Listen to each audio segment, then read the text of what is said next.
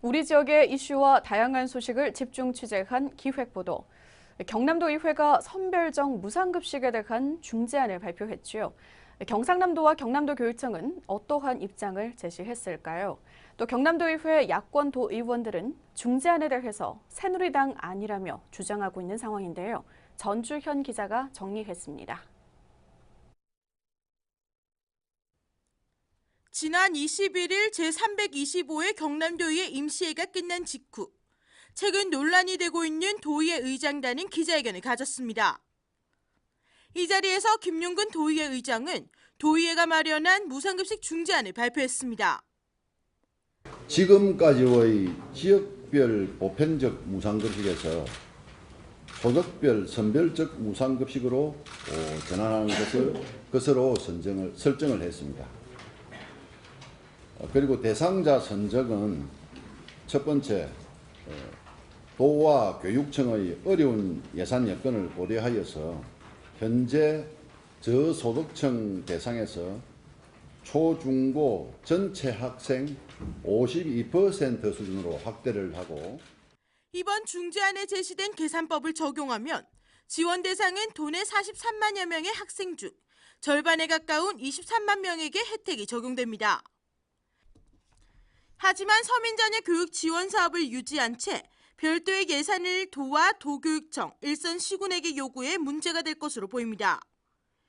도의회는 도와 도교육청에게 24일까지 입장을 정리해 수용 여부를 결정해 줄 것을 당부했습니다.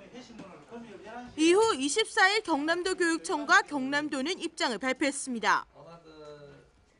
하지만 중재안에 대한 두 기관의 반응은 뜨뜻미지근한 반응입니다.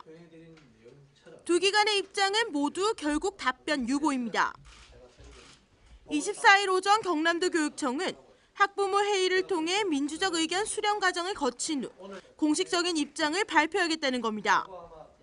우리 교육감님의 입장에서는 평소에 무상급식에 대한 신념과 철학적인 측면에서는 상당히 수용하기가 어려운 그런 생각을 가지고 계십니다. 그렇지만 중재안에 대한 어떤 가부를 우리가 이틀이라는 그 짧은 기간 동안에 쉽게 이렇게 결정할 수 없는 그런 어려움이 있었습니다.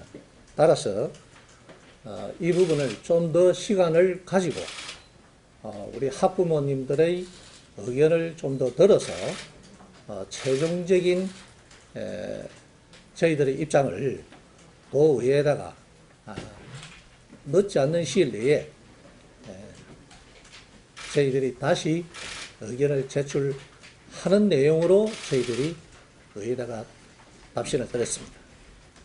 도교육청은 학부모회의를 거쳐 원안을 수용하는 방안과 원안을 거부하는 방안, 그리고 합리적인 방안을 제시할 것이라며 덧붙였습니다.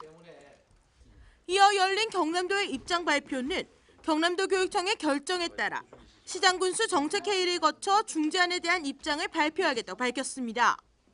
중재안에 따르면 도와 시군이 532억 원을 부담해야 하므로 재정 여건 등에 대한 면밀한 검토가 필요하고, 중재안 수용 여부를 결정하기 위해서는 재원을 분담해야 할 시군과의 협의가 필요합니다.